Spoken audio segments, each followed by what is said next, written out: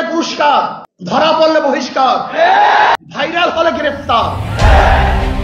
পুরান ঢাকায় ব্যবসায়ী সোহাগ হত্যার ঘটনায় কঠোর প্রতিবাদ জানিয়ে বিএনপির শীর্ষ নেতাদের বিরুদ্ধে তীব্র ভাষায় ক্ষোভ প্রকাশ করেন ইসলামী আন্দোলন বাংলাদেশের সিনিয়র নায়েবে আমির মুফতি সৈয়দ মোহাম্মদ ফয়জুল করিম। তিনি বলেন, এই রক্তের দাগ রাজনীতির মঞ্চ থেকে মুছে ফেলা যাবে না।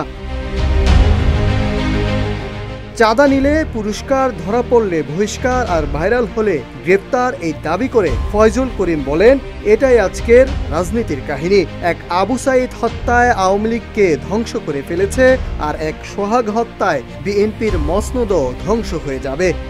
এক আবু সাইদের হত্যায় আওয়ামী লীগের মসনদকে ধ্বংস করে ফেলেছে।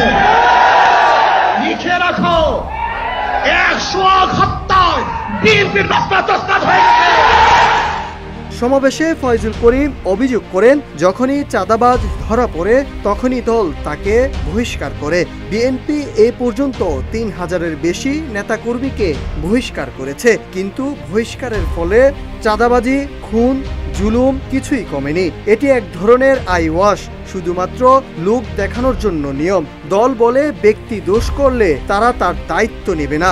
আমার মতামত হলো, আওয়ামী লীগ ও বিএনপি হলো দুর্নীতি ও খুনের ফ্যাক্টরি। এইসব খুনের দায়িত্ব নিতে হবে বিএনপির শীর্ষ নেতাদের এবং প্রশাসনকে। আমি মনে করি আওয়ামী লীগ বিএনপি দুর্নীতি ফ্যাক্টরি, খুনের ফ্যাক্টরি। আবরার হত্যার প্রসঙ্গে ফয়জুল করিম বলেন, আবরারকে যারা হত্যা করেছে তারা ছিল দেশের মেধাবী ছাত্র, কিন্তু রাজনীতি এই ফ্যাক্টরিতে এসে তারা খুনি হয়ে গেছে।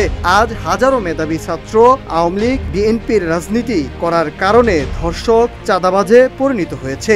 মিটফোর্ডের খুনের মামলাটি পুলিশ গ্রহণ করেনি এবং মামলাটিকে ভিন্ন খাতে প্রভাবিত করতে ষড়যন্ত্র শুরু করেছে।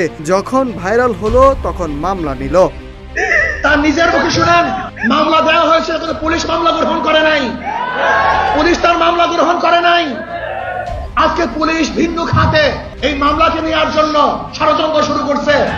প্রসঙ্গ টেনে তিনি আরো বলেন, যারা রাজনীতিকে অর্থ উপার্জনের হাতিয়ারে পরিণত করেছে তারাই দুর্নীতিতে দেশকে 5 বার বিশ্ব চ্যাম্পিয়ন বানিয়েছে। রাজনীতি মানুষের অধিকার ও কল্যাণ প্রতিষ্ঠার মাধ্যম হওয়া উচিত, কিন্তু বর্তমান রাজনীতিতে খুন, চাঁদাবাজি, সিন্ডিকেটবাজি ও টেন্ডারবাজি ছড়িয়ে পড়েছে। জুলাই অভ্যুত্থানের মাধ্যমে যেভাবে আওয়ামী ফেসিবাদকে উৎখাত করেছে, ঠিক তেমনি এই নব্য ফেসিবাদেরও জনগণ উৎখাত করবে।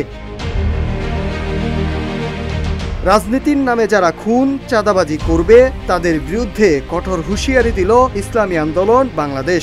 আগামীতে ভোটের মাঠে যেন কোনো সন্ত্রাসী এবং চাঁদাবাজদের ভোট না দেয় সে বিষয়ে উদাত্ত আহ্বান জানান ফয়জুল করিম। Nahid Hasan, news desk, Ittefaq.